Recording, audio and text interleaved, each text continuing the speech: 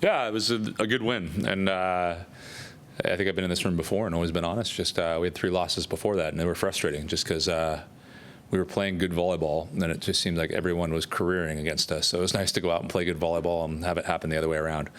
I'm proud of our group. I think they had some adversity in the middle of the season, and they've stepped through it, and I'm really excited about what's coming this weekend. And that's a chance to play 2 quality opponents, a chance to celebrate our 2 seniors, Molly Brown and Ellie Stinson, and highly, highly, highly encourage people to come out and celebrate the careers that they've had and what they've given here for Texas A&M volleyball. Cool. And just before I open it up, we signed the number 7 recruiting class in the country. Coach, want to touch on that? Yeah, that too. Yeah, I said it in all the press releases that came into that. It's a really talented class, and they're able to play the entire game of volleyball. They're physical, but I think above all, they're good human beings. And they're going to embody what it means to be an Aggie. And that was one of the most important things we had when we opened that up and we looked at who we wanted to be a part of this volleyball program. And I'm proud of the group. They're going to add to what we have right now. We return a lot, and excited for the future of this volleyball program. Sweet. We'll open it up for questions. Who wants to get us started? We'll go back on the right to Ben.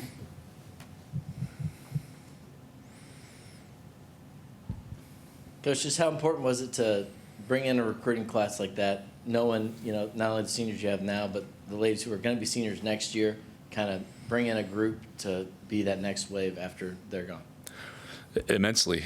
I took over this program, and it wasn't about the first 2 years, and I think we've overachieved when it comes to that. It was a long-term vision of what this volleyball program can be, and that took the right human beings and the right athletes to go build that.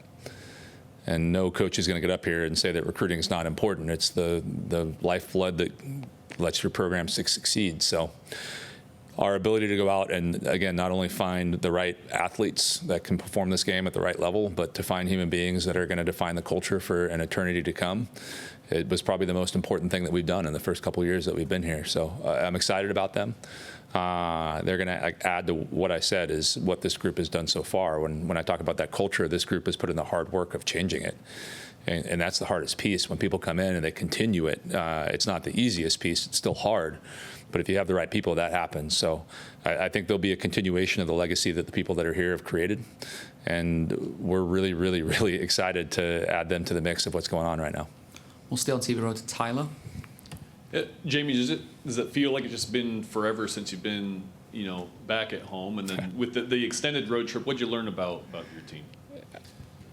Yeah, it wasn't extended. It was quick, actually. I think it was 3 matches in 3 states in 6 days. So it does feel like an eternity from the amount of matches, but it was a whirlwind. And I think the thing, when I look back at the last time this happened, and it wasn't this quick, it was 3 matches on the road in, I think, 8 days or 9 days or something like that. And the last match, we ran out of steam. And I was a little bit worried just about how tough our group would be, not from what I've seen. It's just 3 matches, 6 days, 3 states is hard. And we went to Oklahoma, and we were dialed in for the 2 days before that in practice, and without a day off. We didn't have a day off in that week. And we managed the load, but they were dialed in for 98% of practice. I had to get on them once. And just to come out and play against Oklahoma the way that we did at the end of that road trip after 2 losses, and we could have felt bad for ourselves, but instead we put our heads down, we got to work, and we took it to a really good volleyball team. And I think the thing I learned is, again, this group has grit. They know how to fight back, whether it be within a match or whether it be with the adversity of losing a match. And it's not necessarily learning, it's just cementing what I already knew about them, that they're a gritty group that knows how to grind. We'll go on the left-hand side, then third row to Luke, and then Alex. Coach, when you look at that Oklahoma victory, how big was that just to get back in the win column, especially going into the final stretch of the regular season? First off, we had a 9-day break, and that would have been a lot worse of a 9-day break if we had lost that match. So it was nice to have 2 off days just now and be able to rest on a win a little bit there. And I think the other one is, and the thing that I wanted the most for them is when we went back and watched a video of the losses, we were playing good volleyball for long stretches of it. And I think the worst thing with a new group that you can have is when people are doing things the right way and not getting the reward of a win. And I think for the long term and the short term of this season, just the ability for us to grind and go out and win, and not only win, but win pretty decisively, I think was a huge win in the win column just from a buy-in standpoint, from we're going to come in and grind and get to work for these next tough matches. And I'm going to keep saying it, there's no easy match in the SEC this year. But I think that's the biggest thing, is just that we did it the right way and we won, and we won in a decisive fashion. And then kind of on that note, what's the mindset heading into these last 3 games of the regular season?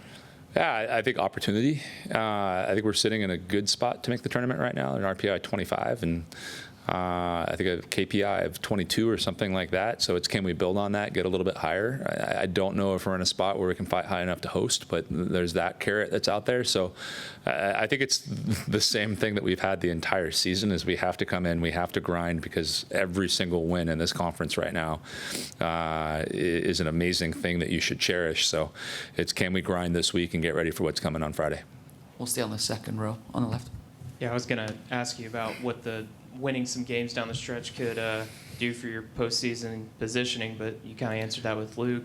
I guess just with the match against LSU coming up on Sunday too, just how much do you guys want to maybe get one back from them, having dropped that 5-setter? Yeah, they started talking about it about 3 seconds after that match ended, that we're not going to lose on our senior night at home. So I think it has a lot of meaning to it. It's a redemption match from that earlier loss in the season. And I thought, again, we played well for stretches of that, but let down in stretches where it really, really mattered. So I think there's a feeling within the locker room. I think there's a feeling within the coaching staff that we want that match. But I'm going to keep saying this, like, we're not going to get ahead to that one. We got one on Friday against a really good Georgia team that's come on pretty strong, and took Kentucky to 4 and played them pretty tough. So we have that first, and then turn around and obviously get ready for the next one that's coming.